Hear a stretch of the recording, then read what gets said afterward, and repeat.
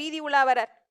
அந்த வீதி உலா வர்ற காட்சிய யார் பார்க்கணுங்கிறதுக்காக வர்றார்? உள்ள பார்த்தவங்க எல்லாம் திரும்ப வெளியே பார்க்கணுங்கிறதுக்காக வர்றாரா? இல்ல அவங்க தான் உள்ளே பார்த்துட்டாங்களே, அப்புறம் அவங்க வெளியே பார்க்கணும்? ஒரு திருவிழா நடக்குது, 10 நாள் விசேஷம், கொடியேத்தியாச்சு, தினம் ஒரு அலங்காரம் நடக்கும் சுவாமிக்கும் அம்பாளுக்கும்.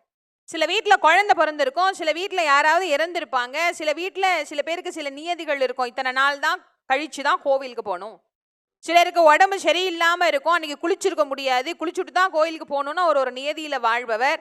அவங்களுக்கெல்லாம் மனசு ரொம்ப கஷ்டமா இருக்கும். ஆஹா, இந்த திருவிழா நேரம்னு பார்த்து இப்படி ஆயிடுச்சே, சுவாமியை பார்க்க முடியலையே, இன்னைக்கு என்ன அலங்காரமோ, அம்பாள் என்ன அலங்காரமோ தெரியலையே, இந்த பெருமானை நம்மால தரிசனம் பண்ண முடியாம போயிடுச்சேன்னு அவங்க எல்லாம் வருத்தப்படுவாங்களாம்.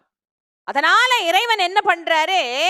உள்ள என்னை சேவிக்க முடியாத உங்களுக்காக வெளியே காட்சி தருகிறேன்னு சுவாமி எழுந்து அருள் புரிவதனால